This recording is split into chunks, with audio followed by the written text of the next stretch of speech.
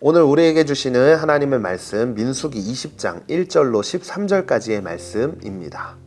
온 이스라엘 회중이 첫째 달에 신 광야에 도착해서 백성이 가데스에 머물렀습니다. 거기서 미리암이 죽어 땅에 묻혔습니다. 회중들이 물이 없어 모세와 아론을 대항해 모여들었습니다. 그들이 모세에게 대들며 말했습니다.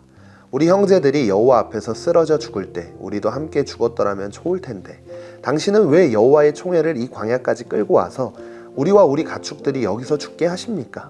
왜 우리를 이집트에서 이끌어내어 이 끔찍한 곳으로 데려왔습니까? 여기는 씨 뿌릴 곳도 없고 무화과나 포도나 석류도 없고 마실 물도 없단 말입니다. 모세와 아론이 그 무리에게서 물러나 회막 입구로 가서 얼굴을 땅에 대고 엎드렸습니다.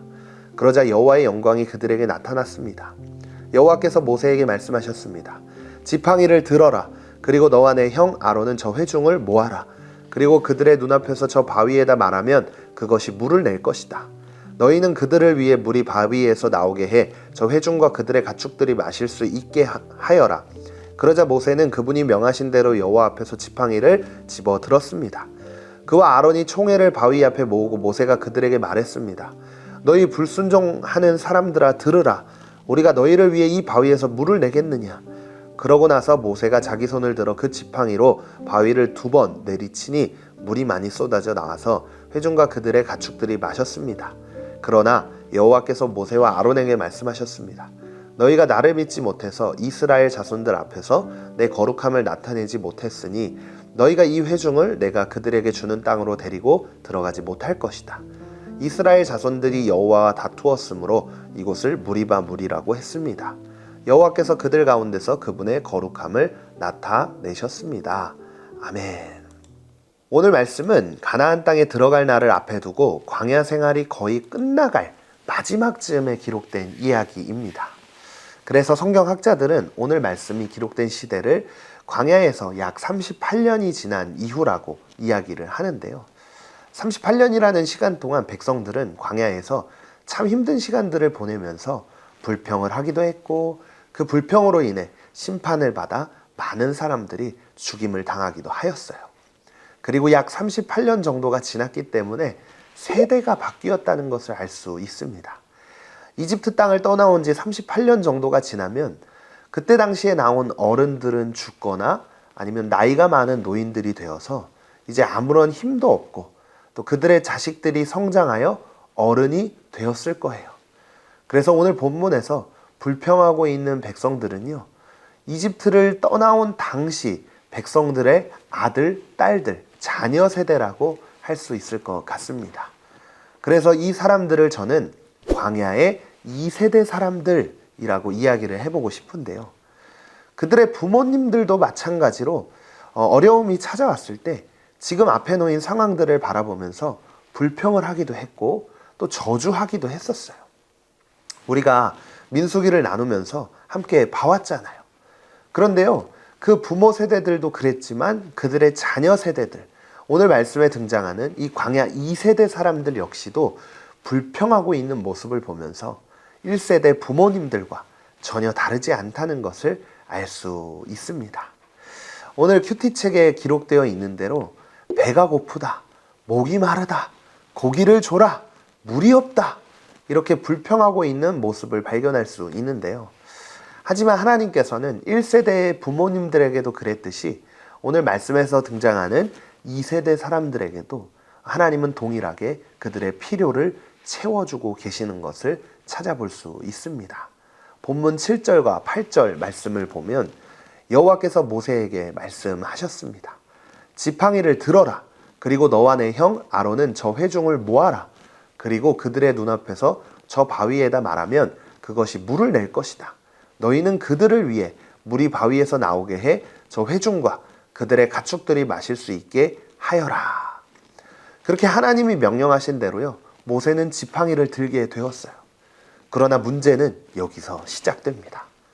그와 아론이 총회를 바위 앞에 모으고 모세가 그들에게 말했습니다. 너희 불순종하는 사람들아 들으라. 우리가 너희를 위해 이 바위에서 물을 내겠느냐. 백성들의 끊임없는 불평과 불만을 듣다 못해 모세와 아론은 화가 잔뜩 나게 된 거예요. 그러다 감정이 앞서서 하나님이 명령하신 대로 하지 않고 결국 잘못된 행동을 하게 됩니다.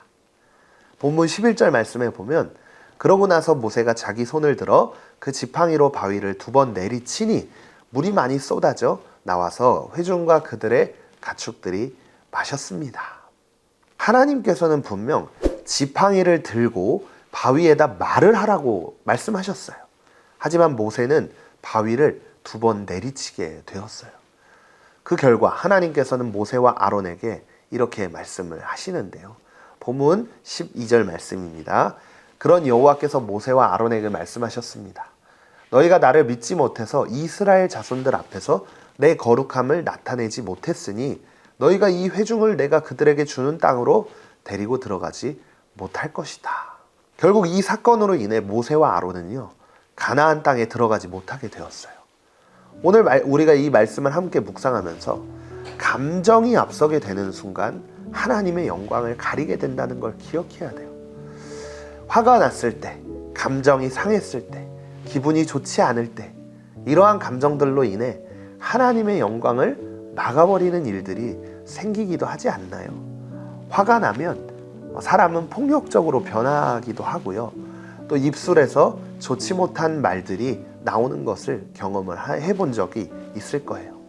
그러나 하나님의 사람, 하나님의 자녀라면 감정이 상하고 기분이 상했을 때에도 하나님이 기뻐하시는 말과 행동을 하는 사람들이라는 사실을 기억했으면 좋겠습니다. 그래서 오늘 하루 나의 감정이 앞서는 게 아니라 하나님께 내 감정이 좋지 못하다고 하더라도 영광을 올려드릴 수 있는 그런 삶, 그런 삶이 오늘의 삶부터 시작되기를 간절히 소망합니다. 오늘도 말씀을 묵상한 대로 함께 생각해 보겠습니다. 첫 번째, 나의 말투, 행동, 결정, 문제를 해결하는 방법 하나하나를 지켜보는 내 주변 사람들은 과연 나를 통해 어떤 하나님을 느끼고 있을까요? 두 번째, 분노는 자연스러운 감정이지만 그 감정이 하나님의 뜻보다 앞서서는 안 됩니다. 화가 나는 순간 그 감정을 어떻게 다루면 좋을까요? 오늘도 함께 말씀을 생각하며 결단하며 기도하겠습니다. 하나님, 화가 날 때도 있고 기분이 나쁠 때도 있고 감정이 상할 때도 있습니다. 그러나 그 감정 때문에 하나님 앞에서 죄를 짓지 않도록 제 마음을 붙잡아 주세요. 그래서 어떤 상황 속에서도 하나님께 영광을 올려드리는 거룩한 삶을 살아가는 제가 되기를 원합니다. 성령 하나님, 오늘도 저와 함께 동행해 주세요. 예수님의 이름으로 기도드립니다. 아멘.